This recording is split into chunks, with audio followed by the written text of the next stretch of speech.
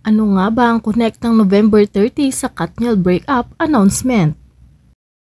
November 30, 2023, Huwebes ng dapit hapon inilabas ni Catherine Bernardo sa Instagram ang pahayag niya kaugnay sa paghiwalay nila ni Daniel Padilla. Chapter close. I hope this finally helps. All of us move forward. I won't be entertaining questions regarding this anymore. Thank you for understanding. Pahayag ni Catherine.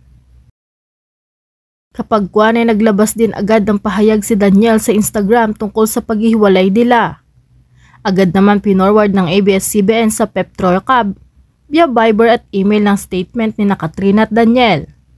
Pagkabasa sa mga nasabing statement, ang unang sumagi sa isip ng mga tao ay hindi nabanggit ni Catherine at Daniel ang sanhi ng kanilang paghihiwalay. Pahayag ng isang showbiz insider, hindi ABS-CBN ang gumawa ng mga nasabing statement. Sinabihan lang sila na may ilalabas na statement sa IG sina Catherine at Daniel. Kaya ready na sila na i-report yon sa news at i-forward sa mga taga-media. Inilabas ang nasabing statement sa huling araw ng November. Besperas ng paglulunsad ng makasaysayang music video ng ABS-CBN Christmas Station, kung saan nasa magkahiwalay na frame sina Catherine at Daniel. Sa pagsasama-sama ng mga kapamilya sa music video, kabilang si Catherine sa mga naglakad muna sa mga pasilyo ng ABS-CBN bago sila nag-converge sa labas.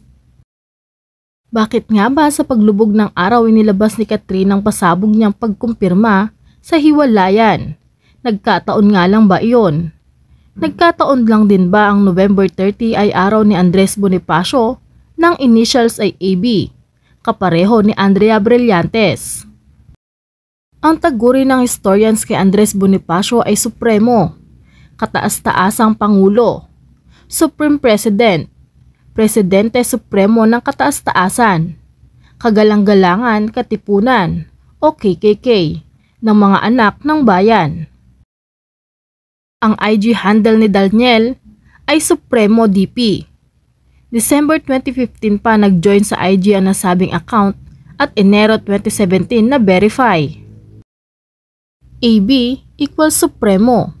Kung sa pakiwari ninyo sinadya o nagkataon na November 30 ng dapit hapon inilabas ni Catherine ang kumpirmasyon ng paghiwalay nila ni Daniel. Pasabog na statement ni Catherine Bernardo sa araw ni AB o Supremo, interpretasyon na lang iyon.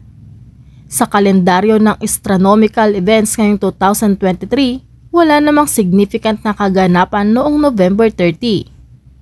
November 27 ang Vimor Moon, ang full moon ng November.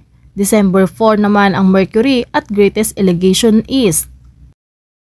Parang lahat nga ay apektado sa paghihiwalay ng Katniel.